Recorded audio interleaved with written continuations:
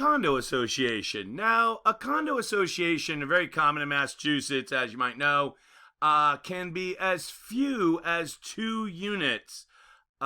Most people think of the condo association as, some giant building with a lot of units, 30, 40, 50, 80, whatever.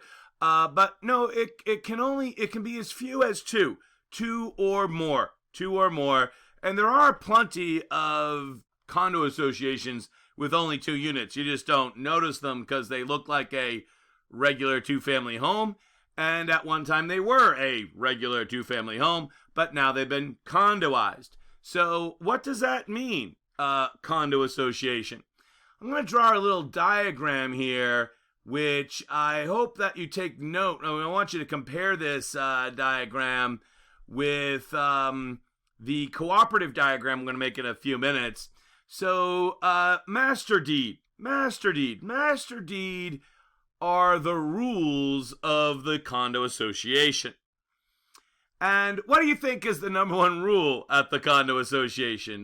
For the condo association, the most important thing that they are interested in is that you pay your fees. Good answer. Pay your fees. And all the other rules, they are very interested in the other rules, but more than anything, they want your money. And right, exactly.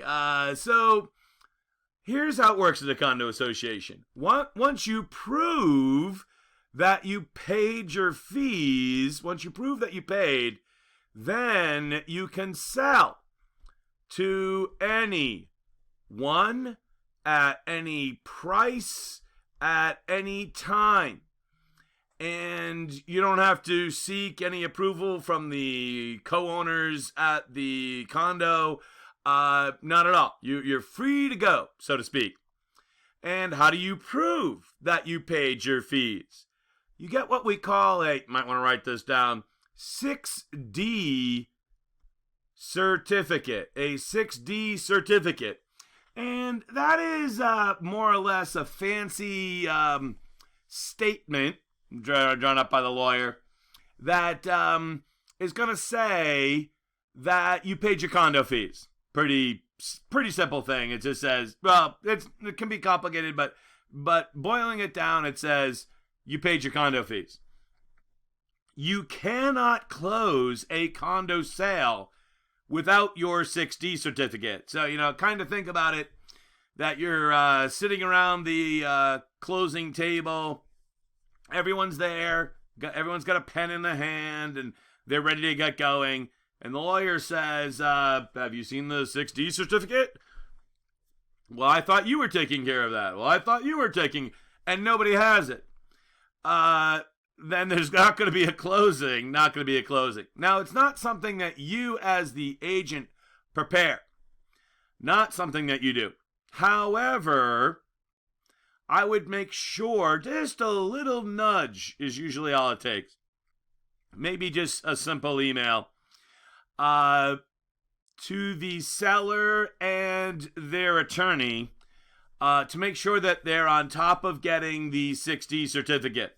What you don't want to do is have a situation where you have a lawyer who's never represented a client in a condo closing. Maybe they're a family attorney and they don't do much, if any, real estate law, and they don't even know about it. That can happen, especially when you're dealing with like a family lawyer. Oh, Bob's been our family lawyer for 30 years, and Bob knows everything. He's great, but he really isn't a real estate attorney. He doesn't know about selling a condo. So just to avoid that, because remember, your job is to avoid the problems, a quick email to the seller and their seller's lawyer. Don't forget to be working on the 6D certificate or something like that. And or you might want to also CC the closing attorney. But you got to get that thing. You, the agent, are not really responsible for it, but you don't get paid unless other people do their job. So you see how that works.